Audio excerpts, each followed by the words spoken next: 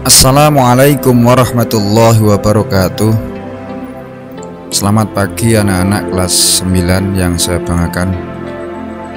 Alhamdulillah kita berjumpa kembali pada pelajaran sejarah kebudayaan Islam. Pada kesempatan kali ini kita akan membahas tentang Syekh Abdul Rauf As-Singgili dan Syekh Muhammad Arsyad Al-Banjari, yaitu di antara tokoh penyebar Islam di Nusantara. Namun demikian, sebelum pelajaran kita mulai, mari kita bersama-sama buka dengan membaca basmalah. Bismillahirrahmanirrahim.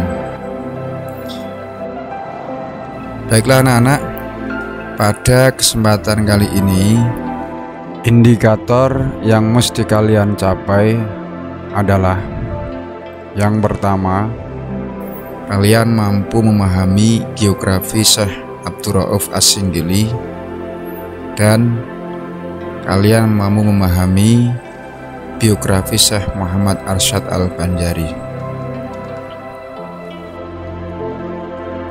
Anak-anak, kita bahas dulu. Yang pertama adalah Syekh Abdul Rauf As-Singgili. Syekh Abdul Rauf As-Singgili, nama aslinya adalah Abdul Rauf Al-Fansuri, yang lahir di kota Singkil. Beliau adalah orang pertama kali yang mengembangkan tarekat Satoriyah di Indonesia. Sekitar tahun 1640, beliau berangkat ke tanah Arab untuk mempelajari ilmu-ilmu keislaman. Abdul Rauf As-Singgili pernah bermukim di Mekah dan Madinah. Ia mempelajari tarekat Satoriyah dari gurunya yang bernama Ahmad Kusasi dan Ibrahim Al-Qurani.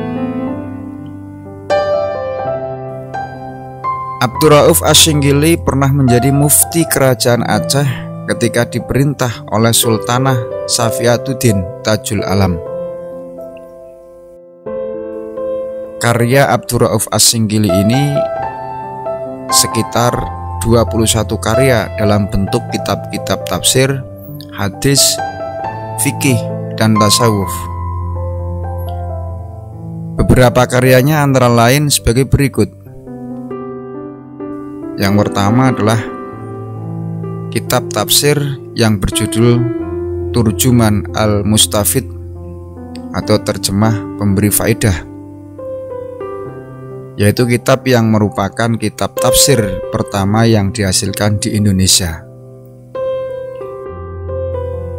Kitab yang kedua adalah Umdat Al-Muhtajin, yaitu karya terpenting yang ditulis oleh Abdul Rauf As-Singgili. Buku ini terdiri dari 7 bab yang memuat tentang zikir, sifat Allah dan Rasul-Nya, serta asal-usul ajaran mistik. Pada pembahasan di bab terakhir, beliau menceritakan tentang riwayat hidupnya dan gurunya. Jadi di dalam kitab Umdat Al-Muhtajin ini, di akhir kitabnya menceritakan biografi beliau dan gurunya. Kitab yang ketiga adalah Mir'at Tulab fi Tahsil Ma'rifah Ahkam Asyariyah li Al-Malik Al-Wahhab, atau cermin bagi penuntut ilmu fikih untuk memudahkan mengenal segala hukum syariat. Kitab ini memuat berbagai masalah mazhab Syafi'i yang merupakan panduan bagi para qadhi. Abdul Rauf As-Singgili ini meninggal di Aceh. Beliau dikenal dengan sebutan Tengku Syiah Kuala. Sebagai penghargaan masyarakat Aceh kepada perjuangan beliau, maka namanya dijadikan sebagai nama perguruan tinggi di Aceh, yaitu Universitas Syiah Kuala. Kampus ini didirikan pada tahun 1961 di Banda Aceh. Anak-anak, Tokoh yang kedua itu adalah Syekh Muhammad Arsyad Al-Banjari. Bagaimana sih kehidupan atau biografi Syekh Muhammad Arsyad Al-Banjari ini? Muhammad Arsyad Al-Banjari lahir di Logabang, Martapura, yaitu Kalimantan Selatan, tepatnya pada tahun 1710. Beliau lahir dari pasangan Abdullah dan Siti Aminah. Setelah wafat, beliau dikenal dengan sebutan Datuk Kalambayan karena dimakamkan di desa Kalambayan. Ketika masih anak-anak, beliau diadopsi oleh Sultan Tahlilullah untuk dididik secara tuntas. Bahkan beliau dikirim ke Mekah dan Madinah untuk belajar di sana selama lebih kurang 30 tahun. Sebelum berangkat ke Tanah Suci, beliau dinikahkan dengan seorang putri yang bernama Bajut sebagai sarana untuk mengikat perasaan dengan keluarga di tanah air. Di antara gurunya yang sangat berpengaruh adalah Syekh Athoillah yang pernah memberikan izin kepada Muhammad Arsyad Al-Banjari untuk mengajar dan memberi fatwa di Masjidil Haram. Selama belajar di Tanah Suci, ia berteman dengan para ulama. Di antaranya adalah sebagai berikut. Yang pertama adalah Syekh Abdus Somad Al-Palimbani. Yang kedua adalah Abdul Wahab Bugis dari Makassar, yang kemudian menjadi menantunya atau dinikahkan dengan Syarifah binti Muhammad Arsyad Al-Banjari. Yang ketiga adalah Syekh Abdurrahman Masri dari Jakarta. Langkah pertama yang dilakukan Syekh Muhammad Arsyad Al-Banjari sekembalinya dari belajar di Tanah Suci adalah membina kader-kader ulama. Ia meminta kepada Sultan Tamjidillah sebidang tanah untuk dijadikan sebagai pusat pendidikan.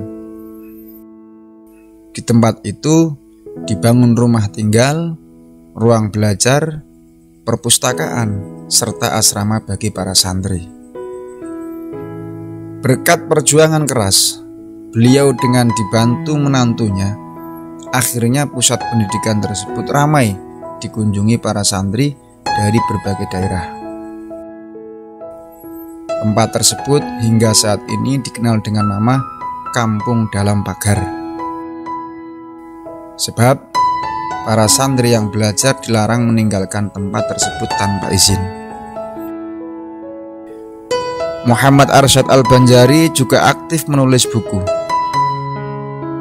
Di antara karya yang terbesar adalah kitab yang berjudul Sabilul Muhtadin atau Jalan Orang yang Mendapat Petunjuk.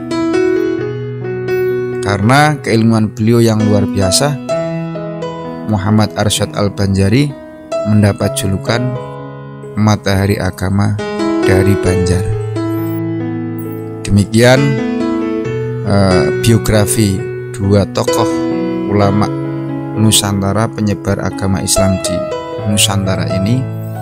Semoga kalian bisa mengambil satu teladan tentang bagaimana ketokohan Syekh Abdul Rauf As-Singgili dan Syekh Muhammad Arsyad Al-Banjari ini bisa kalian ikuti dalam arti semangat belajarnya, semangat kerja kerasnya di dalam meraih sebuah cita-cita, terutama di dalam menyebarkan agama Islam. Mari kita tutup pelajaran kali ini dengan bacaan hamdalah. Alhamdulillahi Rabbil Alamin. Demikian yang dapat Bapak sampaikan, kurang lebihnya mohon maaf. Akhirul kalam wallahul muwaffiq ila aqwamit thoriq. Assalamualaikum warahmatullahi wabarakatuh.